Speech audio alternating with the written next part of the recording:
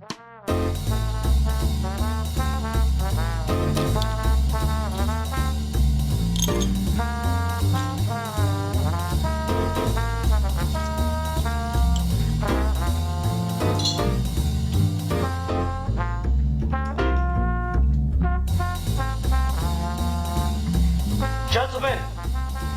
the time has come once again to discuss things.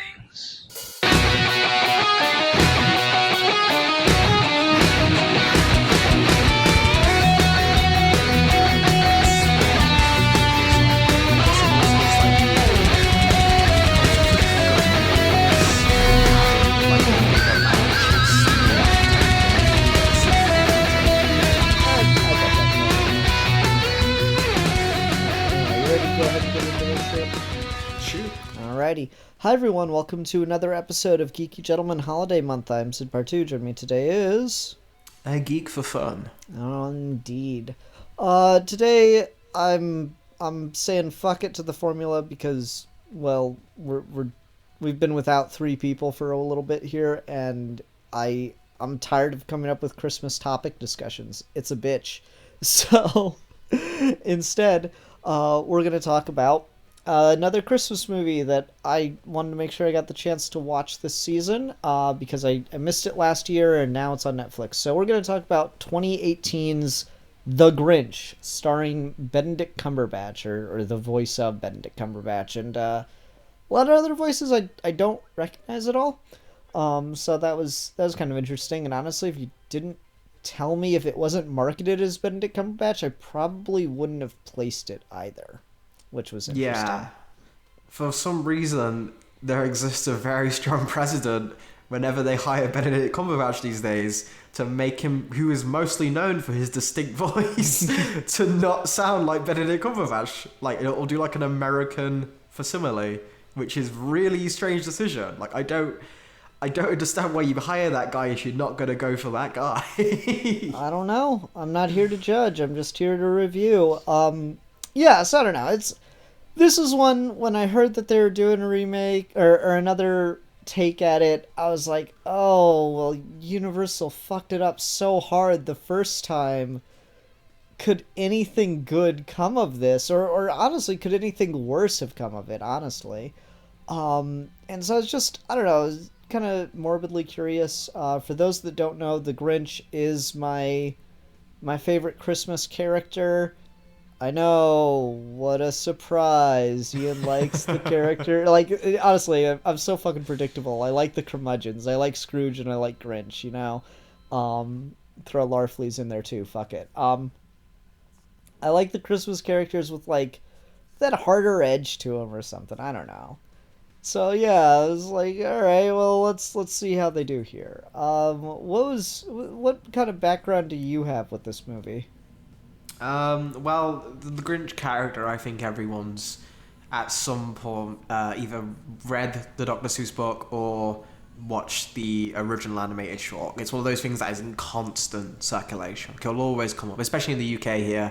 It'll nearly every time you get to Christmas time, like BBC will do like a special on it, like constantly, and re-air it. Which, I mean, that's good for preserving like older animation. And then I've watched the Jim Carrey one as well, and that's a thing that exists. Mm-hmm. The Grinch as a character, though, is someone I've always found to be a little more interesting just on his basic concept of being a Christmas character entirely about not liking Christmas, which has been kind of become, we mentioned this I think last time, kind of become a trope to use that point of view character to start with, but I think the Grinch was the one that really launched it into general pop culture and just general like Christmas time lore. The idea of it literally being a Grinch has become like a name at this point. So yeah, I was vaguely familiar. I've seen trailers for this and it did not wow me or make me want to see it of my own accord. So if you didn't recommend it, I was never going to check it out. But you did, and I did. And, you know, it's interesting. You say Grinch kind of popularized it. I think, to be fair, I think that the Grinch Who Stole Christmas is, if not a repackaging, certainly similar enough to A Christmas Carol, to Scrooge's story. I think that it's kind of an evolution or another version of that same kind of story for that character. So I think Scrooge, because Scrooge and Grinch are almost synonymous. Ugh, I can't say that word. Are almost synonyms as far as holiday, vernacular goes. Don't be a Grinch, don't be a Scrooge. You're really only missing the Grinch saying "bah humbug" at some point, right? Which, I mean, being that it's Dr. Seuss, I'm surprised it never got fit in there. But whatever. So, like, I think this mode with the character, with the character type, at least, is pretty popular just thing to do for Christmas. And I guess that's just a good way to get, like, the meaning of the holiday down, was to have someone completely against it, I definitely can see that as being a good way to justify the conceit of the thing, right? If you immediately start with a critique, you don't have to worry about kids are smart ass, right? And they always like to ask questions, or like poke holes in things. So if you start from the most critical, most questioning thing, if you can convince them, then you're normally going to convince your target audience. Yeah, I think that's a really good point. So I don't know, like, I was interested in this because I like the Grinch, but I was also very, very hesitant going into it because I've not seen many of these Universal adaptations of Dr. Seuss's stuff, but the ones I've seen I have not liked. And it's just such a hard thing to do because Dr. Seuss wrote children's books. They're very short. They're short, they're sweet, they're to the point. And I just don't know how you turn it into an hour and a half movie, Like, there's no way to do it without doing just literally filler. Like, you can, there's a difference between, like, fleshing some stuff out, spending some more time on stuff, but, like, literally all of the movies that have been adaptations of his stuff are just so much filler. It's kind of ridiculous. They have to make up subplots and stuff, and I rarely think it works, and by rarely, I mean, it kind of has its moments here, but even then, it feels awkward to me. And so, I guess enough beating around the bush. This is certainly not awful. It's not as bad as they've been, but I don't think it's particularly great. How about you? I'm exactly on board with you there. This is pretty much textbook example of you can't just take any property, no matter how famous it is, and expect it to be a movie. It always comes off to me a very corporate by committee mindset who doesn't understand actual filmmaking, or someone who is trying to do it to make it specifically, for a new generation, we're going to keep it, but the only way we're going to do that is with a film, so by making it a film, we have to justify the storylines, we have to add things, and it's not something, someone had a really good take that's specifically a film version of the story. It's, we can want to tell this story, the best way to do that and make most money is in a film, so we have to make it work somehow as a film. Like, if that makes any sense. Like, they're trying to reverse engineer something rather than making an idea. Mm-hmm. And this particularly really is just dull. And I think that's one of the worst things I can say for something, especially because it's like they almost literally took the teeth from the character. That is such a good point. That is the thing that, like, was really nagging at me the whole time, is the Grinch is a jerk. The Grinch is kind of a bad guy. And here they make him relatively sympathetic pretty early on. Like, he's still doing some jerkish things, but, the very first time you see him and they're out of food, it's like, oh, how much emotional eating have I been doing? And it's a very Family Guy-esque style of humor that they use from time to time in this movie. But it just cuts to him, like, alone, just stuffing his face, and, like, honestly, that just kind of makes me feel bad for the guy way too early in the film. You know? Especially, it's most jarring is like the lyrics are on the screen. Are like the singing about how awful he is and how no one would like him, and he's a soul as black as anything, and he's the cruelest. He's a monster, and he's not. He's at no point is he a monster in this. He's completely. Even when he's doing the unforgivable act of stealing the Christmas trees and everything, it comes off completely like he's not really into it, and then it's such an afterthought because it takes so long to get there, and the meantime while we're there, he's not really doing. He's just like kind of your annoyed neighbor, but like the only reason he stands out is because everyone else is so nice. Like, if this isn't one of those cases where he's the specifically mean person, is he just basically an average person in a town full of saints? Right? And, like, that's the weird thing to think about, because it is still the same studio that did the 2001 version. And so what I was kind of thinking in the back of my head is the 2001 Jim Carrey movie is unabashedly awful. It is a really, like, physically hard movie to watch. I did a review with Rasco a couple of years ago on Geeky Gentleman Holiday Month, and he's like, this film gives me anxiety because there's just so much going on, and I totally see it.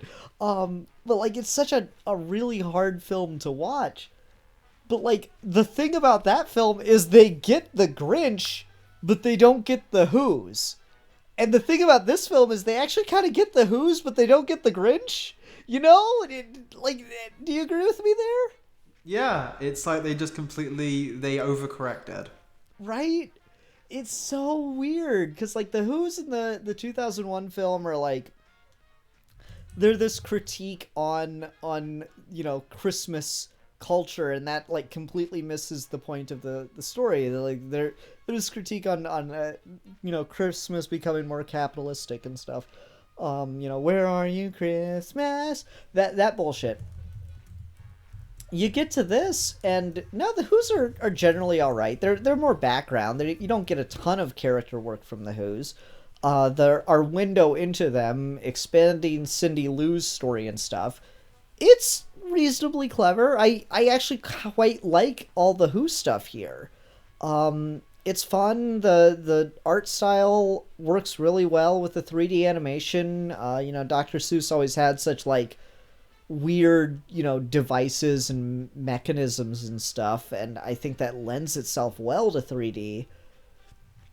But just, you look at the Grinch, and I mean, he's just too...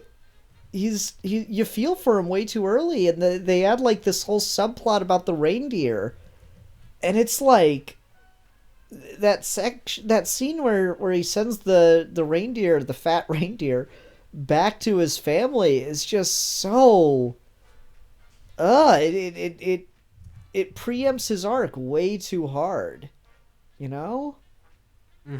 It's one of those things where I feel the attempt or the idea here is we're taking the idea of the Grinch, because I don't think the idea behind this movie is inherently flawed. I can see what they're trying to do. They're trying to say, okay, the Grinch has always kind of appealed to... Christmas is just a hard time for people, right? Like, Christmas is just generally for going through a shit time.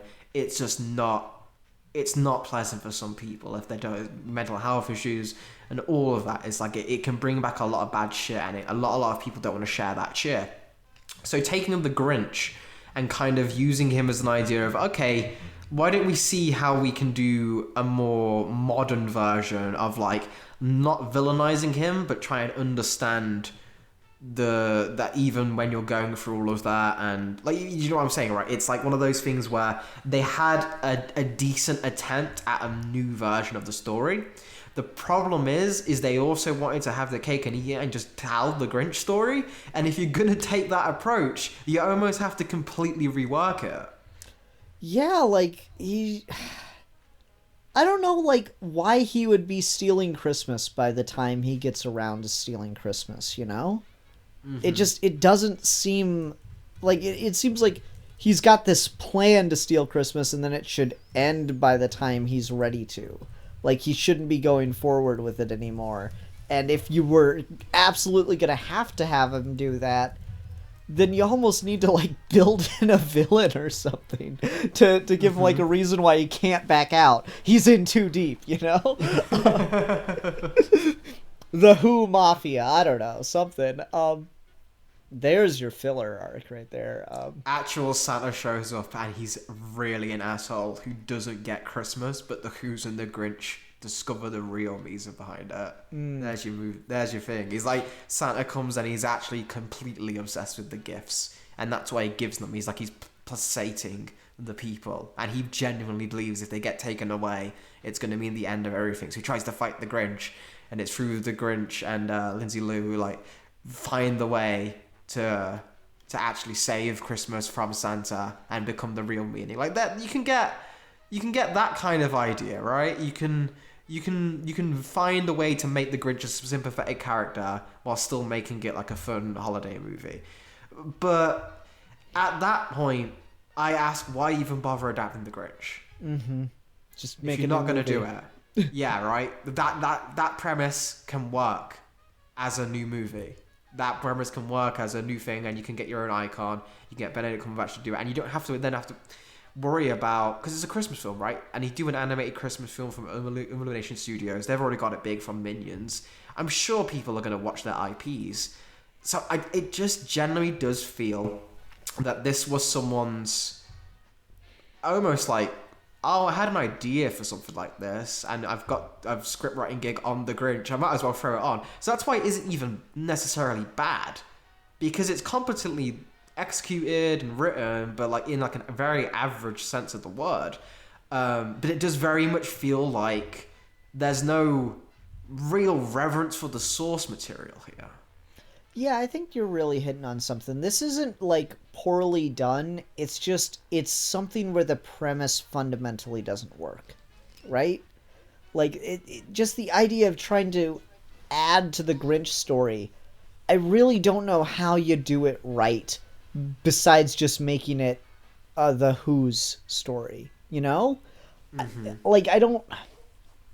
I don't think you can add stuff to the Grinch, because if you backtrack and do stuff like they did in this movie to make him sympathetic, like even if you do his childhood motivation that he was an orphan or whatever, like it makes him too sympathetic, and you need him to be a slimy as an eel kind of monster. He's has to have termites in his smile. You know, you need that. You need to hate watching him steal Christmas. It's got to feel like you are watching a villainous act for the turn to work. You can't have necessarily that sympathetic background behind him. He needs to be purely a villain in that moment. So yeah, I don't know what you would have to do to extend out the Grinch story and make it work. I just don't see how you can get there. One of the things that has happened both times, and given you appreciation for the character, I'm curious where you stand on it, is not just for the length of runtime. I think this is the one that makes the most sense, but could also be a detriment depending on how you feel about it, is both times they've given him an origin. Yeah. How do you feel about that? Do you think he needs one? No, like, and that's the problem, is giving him an origin it muddies the water too much, and like, I just don't know how you do it. Like, what? Maybe you make his origin that he was like made evil, but again, you're getting too close to him becoming sympathetic. I just don't know how you do it. I don't think it's meant to be done. I can definitely see that as well. But given the fact that if you have to do a movie adaptation, like if you are determined, because The Grinch is a story that I feel like inherently can benefit from, like, a lot. I think it's one of those timeless things that you can always show to a child, but if it's a movie on and it's done well, that you can send this story, I think it's always a good lesson at the core of it. I think it's a very important lesson at the core of it. Especially as like the world gets like darker and darker and more things. I think The Grinch is surprisingly a very hopeful story, but I feel like because it has that focus, and I think they get that part of the message. I think they get the lightness. A lot of things, and I see this happen a lot with adaptions of older works of like children's material, is as we've become more aware of some of the darker aspects that were in those things, we've kind of tried to soften them up a little bit. We've kind of squeaky clean the edges, and sometimes that can be for the benefit. Sometimes there can be some problematic ass shit in some things that by fix it up, you can get to the core of why it worked. The Grinch is not one of those. The Grinch, you almost need to make it more problematic. It's such a perfect story, is the thing. You start with something that is so perfect and concise. Dr. Seuss is the guy who won a bet that he could write a book with less than 50 words in it. Like, the dude understood how to boil something down. I think it's safe to say that Seuss was more of a poet than a novelist, than a storyteller. Like, he had those very poetic qualities of knowing exactly the right word, of knowing how to boil things down as specifically as possible. And so, could you do more stuff in the world of Whoville with the Grinch and stuff? Sure, you could, but anything you're going to do is going to be added and unnecessary. I don't think there's anything you can do to that story that is going to be an improvement. I think it's just too good as is. There's no fat to trim. There's nothing to fill out on. It's just such a perfect piece that I don't know how you add much to it besides just the things that changing mediums would allow you to add. Because as much as I feel like we were being really harsh on this thing, which is disappointing because it's actually not awful or anything, but like, one of the things that I did really enjoy about it, and I think this could maybe been the more interesting thing to do, is it's really fucking pretty. The animation is absolutely stunning. The lighting, the effects, the snow looks fantastic, and I love the way it like sticks to his fur.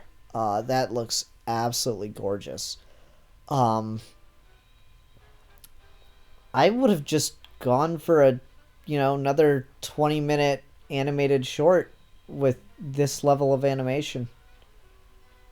Yeah, I mean, I was gonna say, you stick this at the start of like one of your other animated features as like an opening. I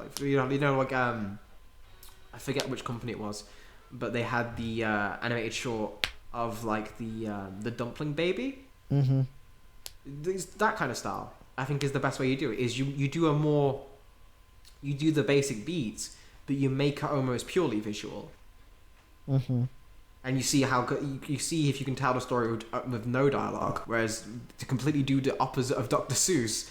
But I think that could work if you had like the right, just made it purely a visual storytelling from expressions. And again, the Grinch is a really cool design for like that kind of. It's exactly what when you say that word, it's that design you see in your head. It's one of those perfect storms where that is what a Grinch looks like. It's a really great character who's not only can look disgustingly evil, but at the same time can look incredibly vulnerable. And that's key to the story. And I think for any artist, that's like their dream to work with. So I think, again, everything here is done well for that, especially if you're going to do it for a more comedic take. And like the scene when he is taking all the Christmas presents, I think there's a lot of creative ways they managed to get him to do that. I like a lot of the gadgets he uses. I like a lot of the... Everything's got a nice impact to this film, is what I think it's underrated, because 3D animation sometimes really lacks this. A lot of people really like the Clone Wars animated TV series, like the 3D one. But my biggest problem with it is none of the hits feel like they're actually a hit. They feel very stiff, like action middles hitting each other. This, whenever someone's running really fast and they hit something, it almost has like animation smears when like the body contorts unnaturally and then it snaps back. And that's really important for portraying motion and like impact. And I think all of that was done really well here. It's just a shame that we spend so much of the time not even really using that, because the comedy, a lot of the jokes here aren't necessarily dependent on the strengths of the animation. It's like you mentioned, like Family Guy gags. Yeah, there's like a lot of cutaway moments and stuff that's just like, like the whole scene with the Who children, you know, setting up their Santa trap.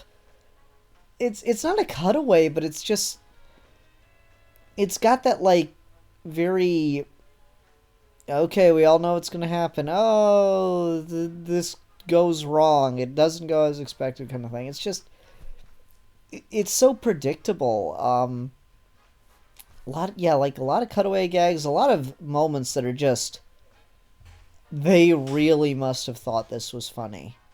But I just can't imagine how you could sit there and animate it, because that's gonna take like hours. The Grinch shaking his ass in exercise shorts was just like, everything, like so many people must have thought that was hilarious, and it's just not. It's just so dumb. Like I'm sitting there watching, I'm like, okay, he's wearing pink exercise shorts. It's again going to that, just making him too dorky in a cute, fun way, you know. I mean, I personally could even watch that Grinch scene just because of my boner. Oh, yeah, that too.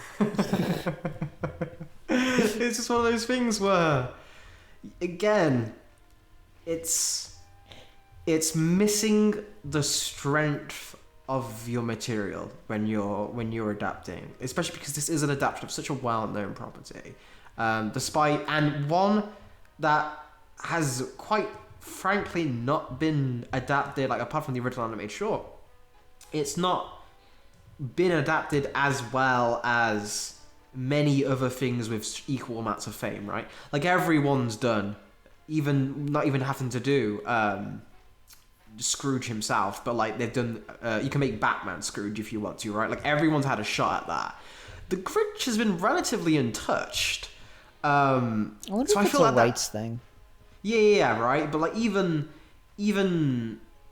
pseudo, like kind of like we're doing this, but we're not saying we're doing this. Mm-hmm. They tend to normally lean more towards Scrooge, and I wonder if that is just because that the format there lends itself easier to longer form storytelling and more interpretation. Whereas, like you mentioned before, the Grinch is kind of perfect in that it's so you can almost sum it up in a sentence, right? If you really had to. So I feel like that may be why a lot of creatives are like, this is good, but I've got nothing else to say here. So when you are faced with again, that just kind of gets to me where like, I really wish they just, as much as I like the original animated short, it is very dated. It was animated during kind of like the dark ages of animation. Like it looks kind of dirty. It looks kind of flat. There's a lot of really like basic color choices and stuff. It doesn't have much shading, you know? It's just it's not a very pretty animated film. I really could have gone for just make this, you know, make the original story 20-30 minute special again. And, you know, I feel like if you're smart about it, that's probably going to be more profitable over time than any movie would be on its own. Because with movies like this, the thing that's profitable about them is not so much the box office anymore. Like, that's a given. It's the merchandising, it's the toys, it's the yada yada.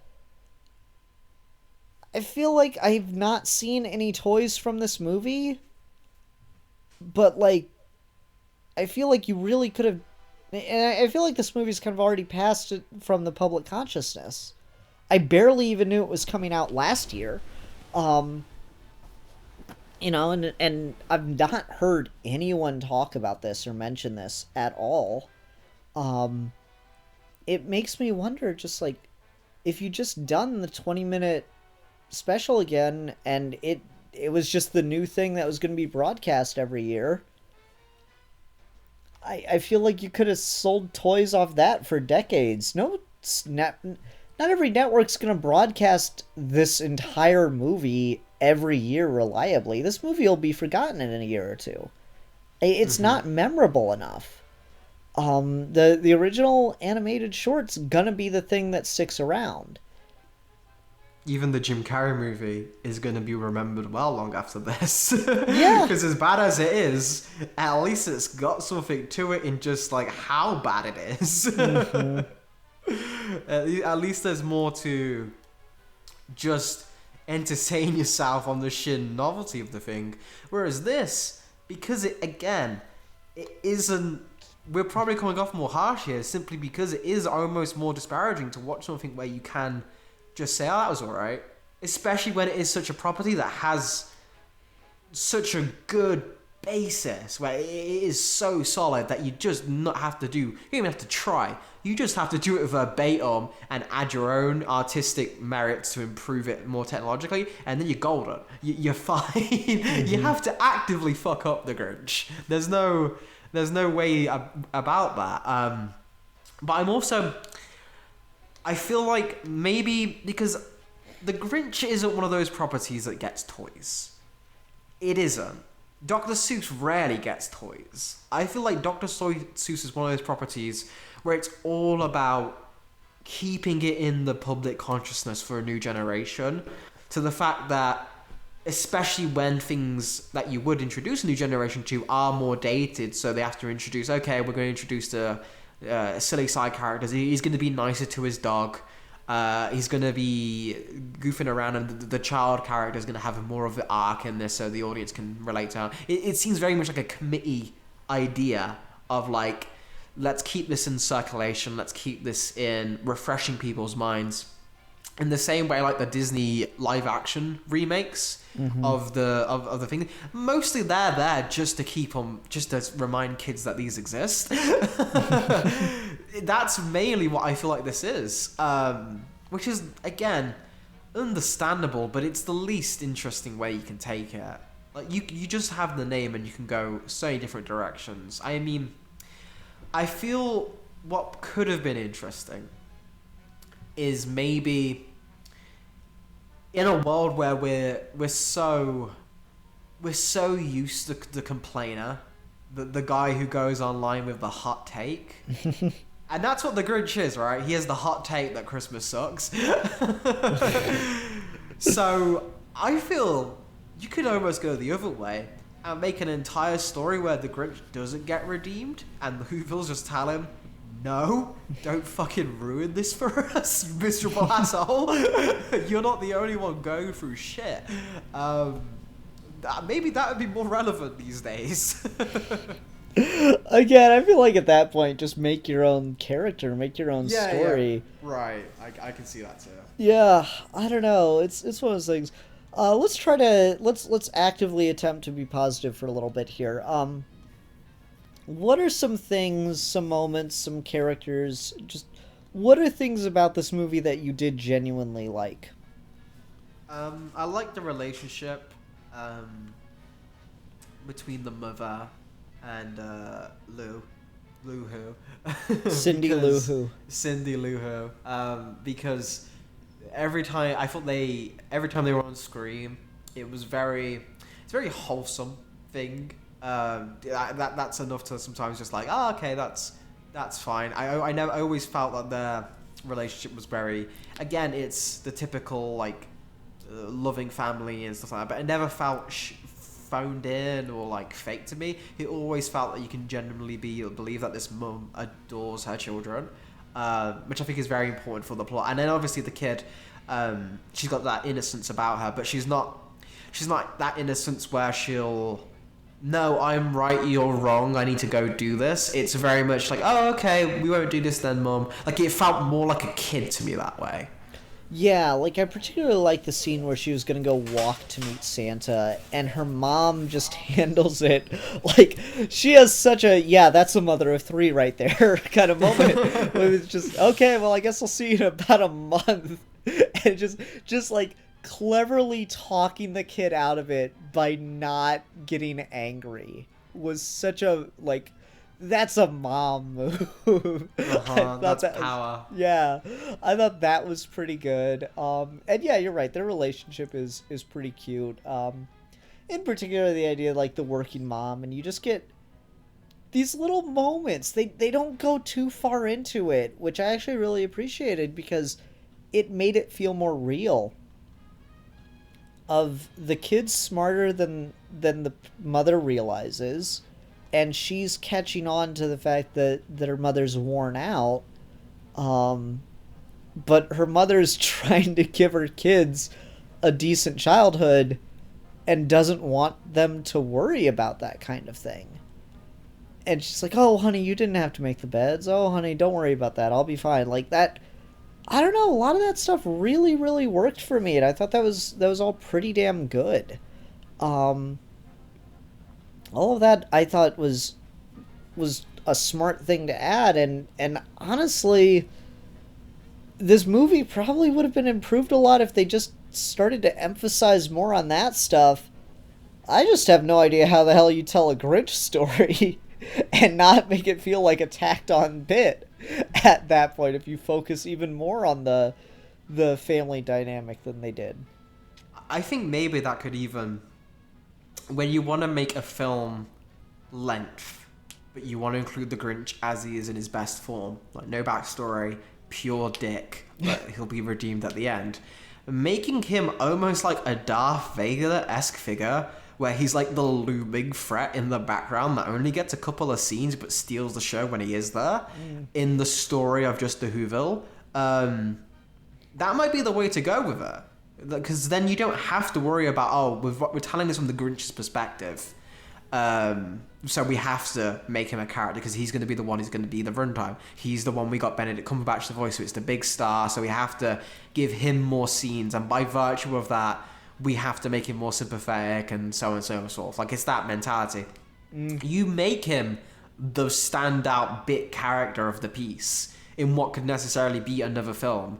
And then he keeps all the things that makes him interesting and all the things that makes that world interesting. And everyone knows the story already, and kids who don't know the story will get to see it through the eyes of another kid who's just a bystander. Like, the first time you see the Grinch is when imagine, the first time you see the Grinch is the Santa Claus scene. And no one knows what the hell's going on. Who's this? Like, is this version of Santa? Okay, maybe. You could do a really cool reveal where, like, a kid just thinks, oh, that's an interesting design for what Santa Claus looks like. I guess he kind of looks like the rest of the Whovilles. Like, you could trick someone like that. Maybe. No, like, as you're saying that, I'm just thinking, what if you did make it, like, I don't know if I'd go so far as to, like, not show him until he shows up as Santa Claus, but, like, what if you did just, like, 3 or 4 interconnected stories of Whoville, and everybody there is, like, going through something, and all they really have to look forward to is Christmas, and then you get, like, the big evilness of the Grinch as he steals it all because he doesn't understand how much this means to everybody. He thinks it's all just about the stuff. And then at the end, all the people that were looking forward to Christmas are still happy because they're together, even though they've had all their stuff stolen. And then that's the moment. Like, that could probably be the way to do it, to lengthen out the story, is doing more to showcase the Who's and how they're grateful for the day as opposed to the stuff. I think could maybe be a really good way to sell a movie-length version of the Grinch story. But again, you're adding something, and it is taking away, or it is... You're adding a lot. I don't think what you're adding is necessarily going to be an improvement. It'll be just a change. But it's a better way, I feel, to justify an hour-and-a-half film. Mm-hmm. And at least at that point, you're making almost a different story. And if you make the parts that you've changed really good and you put your effort into it, I think people can just be like, oh yeah, we can watch both of these. We don't need to have a favorite, because this is, at this point, the narrative feels so different. It's the same basic beats, but you're getting a different side of the story. You're getting to focus on a different bunch of characters and with the same kind of message, but with more of a... I think the key idea is like the mum isn't an idealized version of Christmas, in that it's not just happens. Someone has to make it happen. Someone has to put the work in to make that happen. Everyone in the village has to put together to the time to make these things, make these presents, make this tree. Everyone has to do it, and that's a lot of work, but it's all for the satisfaction of knowing you've got that to look forward to, even though it's like hard work, which I feel like is a underrated aspect of like a lot of Christmas stories. A lot of the times is just kind of given like, oh, Christmas will happen, Christmas will just come around, but a lot of the best Christmases are the ones where you decide, I'm going to make it this year, right? Like the ones where you're like, I'm going to put more effort into the tree, I'm going to put more effort into the house, I'm going to try and get some food in, do, anything people want to do. That's what normally people remember the most is, that was a good Christmas. It's when the time's been put in. And then having the Grinch be the person who just has no idea why anyone would ever want to do that. You get a different angle on the exact same story, just looking at it differently from a 3D place. What I do feel like, though, is maybe the interesting platform you might even fall into when you go that way is a lot of the other characters introduced are just so... One note. His best friend... which is like, okay, you've just completely killed the point of the character there if he's got like a neighbor. Like, did you read the thing? I see, when they first like said that, I was like, oh, he thinks I'm his best friend. I was like, okay, this is either gonna be pretty freaking hilarious or really freaking dumb. And it ended up being just kinda dumb. The notion that you've got a Who that is just so unbelievably friendly, he doesn't realize that his neighbor's a jerk, is kind of funny. But the problem is, they get so little interaction together that you don't have any time to play with that dynamic. You know, like, what if they get like one scene together where they're actively aware of each other? You know, where he's not sneaking around the other guy's house, yada yada. They get one scene together like that, and it doesn't really go anywhere. It's just more exposition than anything. Like, God, how funny would that have been if you've just got like the Grinch saying just the most snide, sarcastic shit, and the guy's like just takes it 100% genuinely. That could have been a really fun dynamic to play with if the dude's just too pure to ever realize that someone could hate Christmas, you know? That's a fun idea, but they don't go anywhere with it. They don't give it the kind of time that it would need to work, which is disappointing.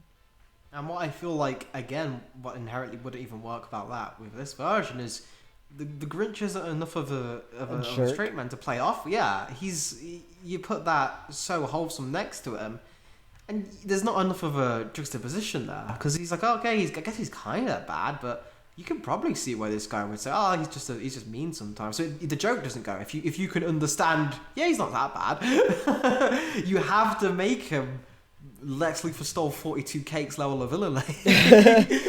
Otherwise, you just the joke doesn't land, because it is that juxtaposition that makes the funnies. So I feel that is one of the things that I'm not a fan of. Another one-note character, I don't understand what's going on with the reindeer. That is the most filler. That's like an anime filler character inside. That's like King Kai. Oh, I've got Bubbles, but here's Gregory. No, that's Icarus. That's Icarus the dragon. The Grinch had a reindeer, but he wasn't allowed to keep it because it was non-canon. You fucking weeb. It's not, the comparison is too accurate though. Like, I don't understand how this got in. It is really, really, like, it's there to sell another toy. You know, like, oh, especially Frozen was out just a couple years before this, and Frozen has a reindeer character that doesn't talk and is just really cute and does silly things. It sells plushies.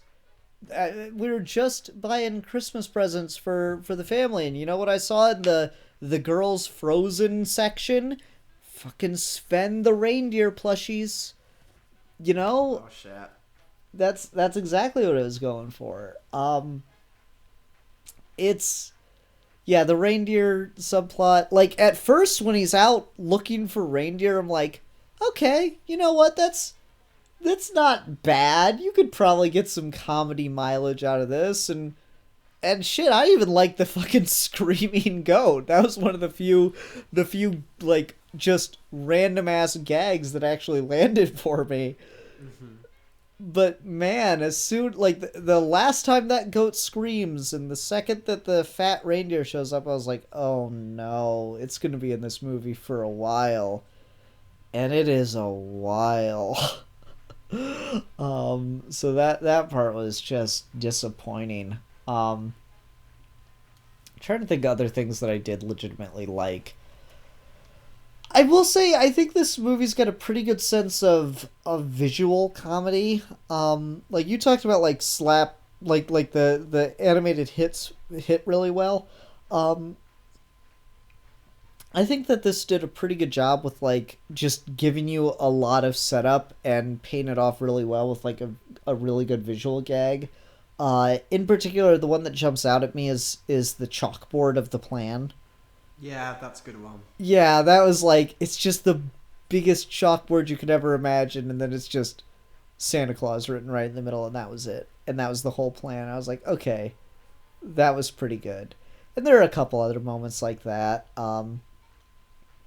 Honestly, the only time we really get to see the Grinch be a jerk and just really revel in it is when he's at the grocery store. And I liked a lot of what was going on there. That was fun. Mm-hmm. That first grocery store, like, just in general, that scene when he goes into the town and he just starts, like, beating people up, basically. That's getting closer to the heart of the character and doing it in a way of making him more a bastard that you couldn't have back then. Mm-hmm. Because you can show him throwing a snowball at a child and you can make it look hard enough where that child's head is gone. But it's done in a humorous way where you know the kid's fine, it's not actually hurting him. So you can have him be an asshole without making him irredeemable. And that's one of the advantages of being able to do it in a 3D animated style where you can, by this point we've mastered how to do those kind of hits.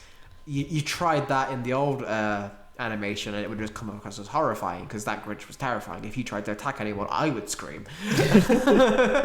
Like, it does that smile and like his creepy hands, like, eesh.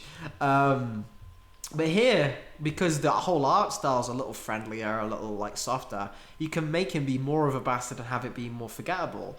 More forgivable, I apologize. But at the same time, there are moments of good, like the bit with the what is it, like jam, like he just pushes off That's gold. I like that.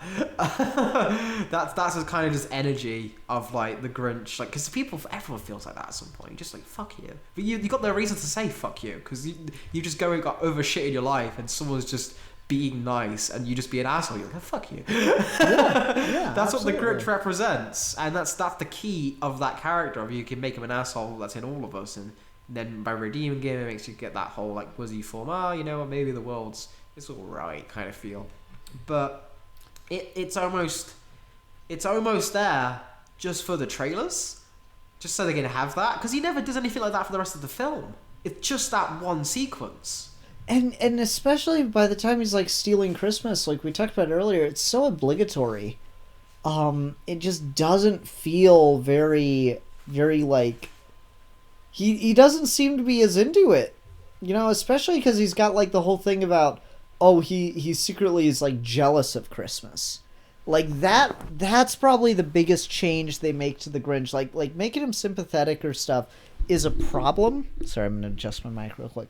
Making him sympathetic and stuff is a problem, but making him like jealous and longing for Christmas is the really weird one to me. It's like, oh, the cookies, he's tempted by the cookies, and oh, he's tempted to open the present. He's like, he's always just wanted a Christmas, but he's never gotten one. That's the really awkward part, because the original Grinch was like just a shitty old man who hated fun. It's like, oh, the noise, they'll plunk on their plungers, and yada, yada, yada. Like, that was the thing, is he hated it. And this Grinch wants it. That's such a fundamental difference between those two characters. It's a problem. And you know something else that bothered me? We never get a new rendition of the song. The Grinch is one of those few characters that's got his own holiday song, and we don't get a new rendition of that. It's like, you get a vague, like, rap of it in the very beginning that, like, really kills it and doesn't fit. It's got no build-up. So we don't get a good new version of the song, I'll put it that way. But then the thing that just felt weird to me, and I don't know if you'll agree with this or not, is it weird to have, like, actual Christmas songs in a Grinch adaptation? Yeah, a lot of that when they started walking down and saying, Jesus Christ, I was like, whoa! Okay, Jesus exists in this universe. I don't want to get the implications of the Whoville who died for our sins. Honk honk. Like, okay, that's a thing that that exists. But when we go into that, and they go for they done it like a bit, right? They go through the whole thing, the carols, and then there's bits and pieces here and there of other stuff. It feels almost you're making this. I also kind of got that when they mentioned like when they redid parts of when he's like stealing the Christmas and everyone, and they like redoing the bits of the song. When they mentioned like video games, it kind of took me out of it. I was like, I don't think you need to modernize the world. Yeah, I don't know. It's just the thing for me about like hearing actual Christmas music is there's a very certain feeling with Christmas music, and it's very convenient because there's probably a Christmas song for every single emotion you can feel during Christmas, which is incredibly convenient. And it's also, everyone knows them, so that they're all very resonant. So I think there is really something to that. But it just feels weird in this fantasy world of Whoville, like, where so little is similar to real life, that just hearing popular Christmas music and it just feels weird. And you know, for what it's worth, the 2001 movie seemed to kind of know that, and they did their own Christmas song, and it's actually kind of a good Christmas song. Like, as bad as that movie is, Cindy Lou Who's, Where Are You Christmas? That's not bad. It's not a classic, but it fits a mold. It probably gets at something. It gets in that lonely Christmas song vibe, which is appreciated. Um, it's no I'll Be Home for Christmas, but it's got its moments. Uh, it's just weird to hear, like it's right at the beginning of the movie. The Grinch wakes up and his alarm clock's playing the 12 Days of Christmas, and I'm like, I don't know. Something about it just feels not. It doesn't feel like it belongs. Again, I think it comes back to committee. It's not reverence for this as the source material. It's just, this is a Christmas thing, so it has other Christmas things in it, of course. Yeah, I think you're onto it. I think that's the mentality they went into it with. It's just, it doesn't matter. It's a Christmas thing. The Grinch is a Christmas thing, so we'll just have other Christmas things there. That's the idea behind a lot of the choices in this. Is it's coming it from a very stock. I think that's the worst. This is a very stock take on the Grinch. This is very much, you hear the Grinch animated movie that's in a bargain bin next to like a Frozen, like you mentioned, or a Minions, and it's sitting on the side. It's exactly what you imagine when you hear that. Voiced by a celebrity who probably did it because he wanted to, I'll do it for fun. Yeah, the Grinch, for the kids. I want to do a film like that. Like, Benedict Cumberbatch doesn't need this with the money. He didn't need the paycheck. So he probably just did it for fun. But it is one of those things where it's just so... No one's really trying here except for the animation team. Yeah, and they really are the ones that are shining. Again, with how much of Seuss was like weird, crazy gadgets and stuff, that does lend itself well to the volumetrics of 3D animation. Like, God, I love her and her friend's little sleigh with like the frickin' suicide cart. That's adorable. I think that's cool. I like the whole, I'm stealing your bowling ball, and like the clubhouse thing. I wish the clubhouse got to make more than one appearance. It really did feel like okay, we need to burn 2 minutes. You get an entire sequence of traveling through Whoville. Sweet. We really get to milk this town model for all it's worth. And they're gonna go to a secret location. Oh, awesome! It'll be so cool to get to decorate that house. A cool little clubhouse. It'll be so intricate in how they're getting there. Yeah, we got this. All right, cool. We burnt 5 minutes of the movie. Woo! Alrighty. That's just. It feels like that's the toy right there. The Cindy Lou's clubhouse. There you go. There's the toy set. Now you're coming at it from the business side of things. Again, I cannot remember ever seeing a Grinch toy in the history of ever. But at the same time, you're totally right. I'm pretty sure when the 2001 movie came out. Okay, now this goes back to a land before time. When there was a store called Radio Shack that did not sell radios. I remember very particularly a remote control car. It was like a yellow car with the Grinch driving it because of that scene in the '01 movie where he's like destroying the town, and he gets inside a tiny little yellow car and drives it around.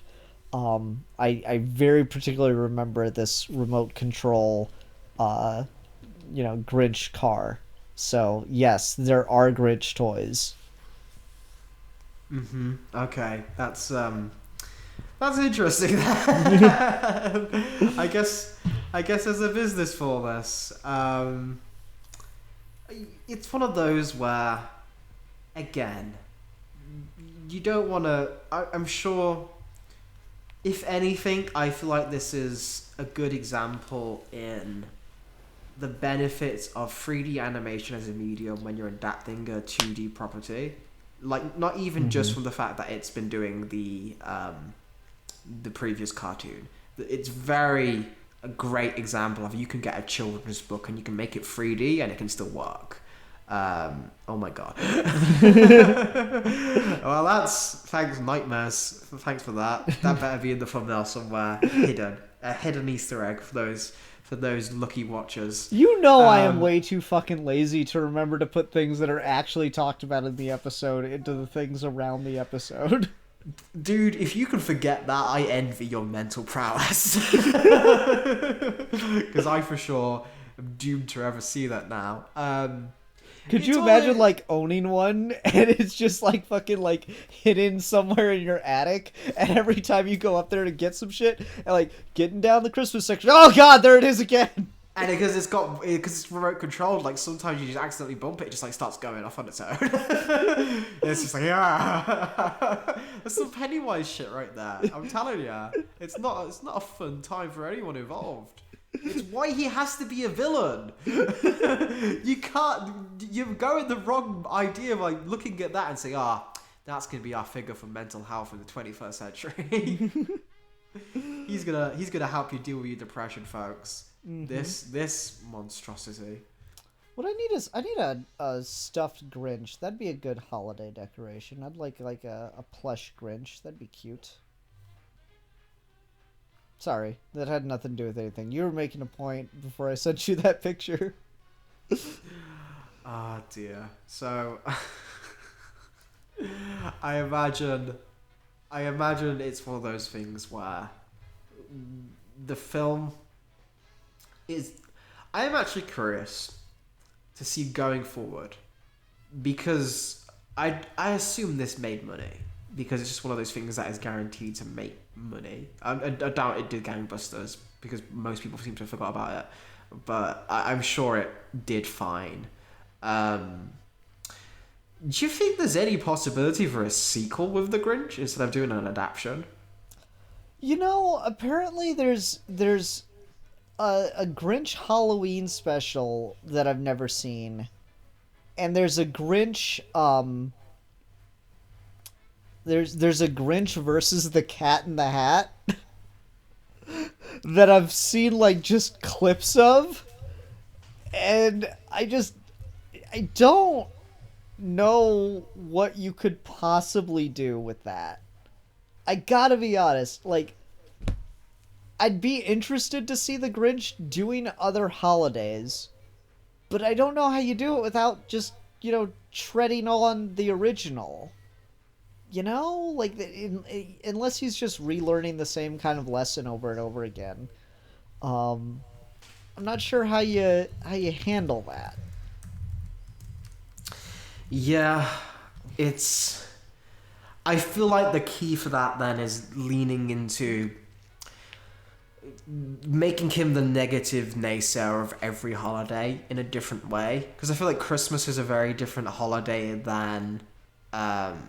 like Valentine's Day, mm-hmm. or like stuff like that. I think you can get into different critiques, because in the original story he hates Christmas because it's very loud, it's very in your face, and it's so overly, it's sickening to him. It's like sickening how kind and how everyone is. It's just yeesh, like makes him want to puke. It's like that overabundance of joy, of just like loud noises, people being people and celebrating. Whereas for like a quieter, more contemplating thing, or even for something like Halloween, you could do a fun one where he's like legitimately just fucking terrified at Halloween. That's why he hates it. He's like, no, Whovilles take this way too seriously.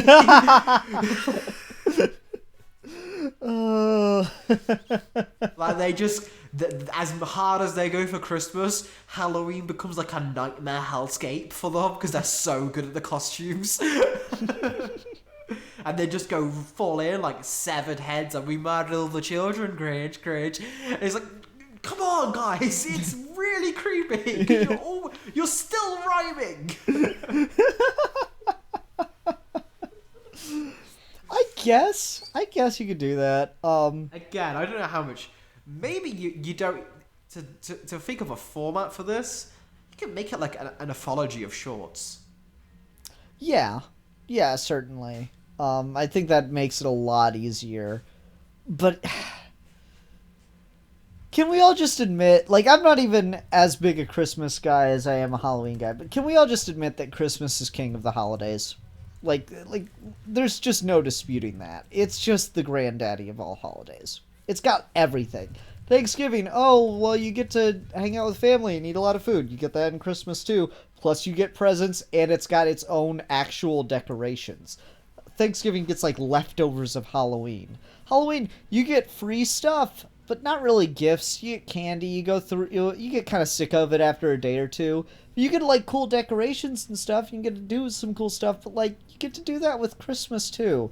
Like Christmas just has all the good shit from all the holidays, right? Mm-hmm. You get time off school from it. You get time off work. There's so much going that's good for Christmas. That like. Oh, it'd be so cool to have the Grinch do other holidays. Yeah, but he's already done Christmas, so isn't everything going to kind of feel like a step down? You know? I mean, I think I don't know.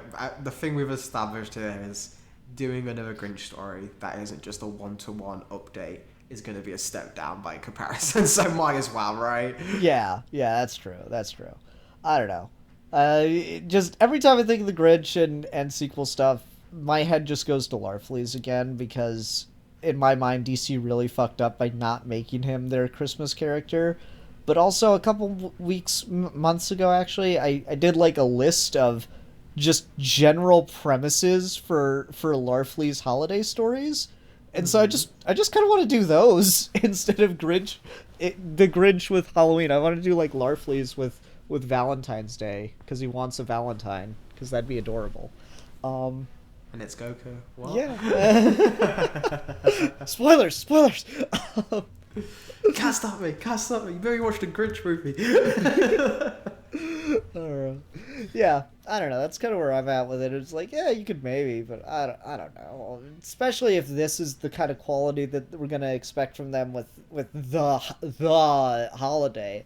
Do you really want to trust them to do others?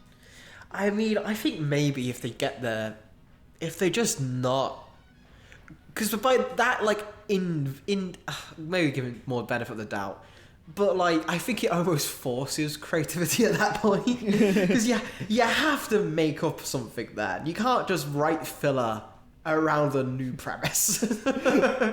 Filler is their like what?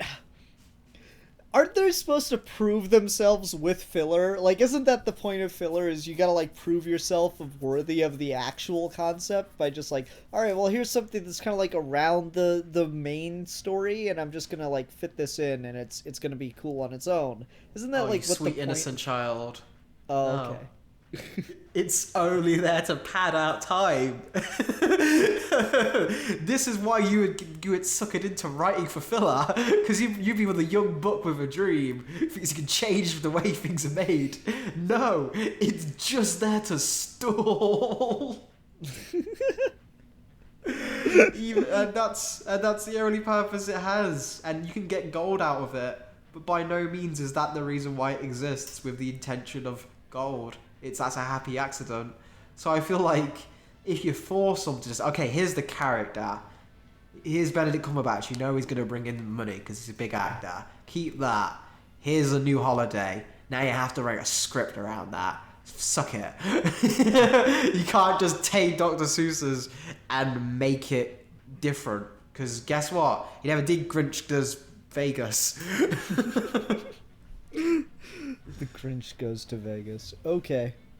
Alright. I think that's where we're going to end it. That the Grinch Goes to Vegas. So let's go ahead and go on to ratings. I'll go first. Again, I don't hate this. It is certainly not as bad as the 2001 film. But it's a far cry from good. So I'm going to give it 2.5 out of 5 gigantic chalkboards. I'm feeling it's just one of those things where the sheer practice of it kind of annoys me. It's stock filmmaking, especially stock animation. We're wasting these really talented people who work so hard on it, and just the script is not... It doesn't deserve them, honestly. So I'm going to knock it down to just 2 reindeer plushies out of 5. Yikes. Okay. Alfie, let's see here. Let's look at the calendar. All right, so our next episode's going up on the 29th, assuming we're going to be able to record together on the 26th. So we need another holiday discussion topic, because I'm not going to let you break the rules. Can I cheat, kind of? Maybe. Because I had an idea. Okay. So my thing was, because I knew this isn't enough to fill up an episode, I wanted to do a review of the Justice League Christmas episode, Comfort and Joy, and then spin that into superhero Christmas stories we would like to see. Okay, yeah, I think we can manage that. Because that's like their one episode that's not a two-parter from Justice League, isn't it? Mm-hmm. Okay. Yeah, we can manage that. We can spin off review, talk about superhero Christmas stories. I'd be down for that. Cool. All right, everyone. Thanks very much for watching. Until next time, I'm the Philosopher. And I'm the champion of the oppressed. And we are your geeky gentlemen. And we will be discussing things.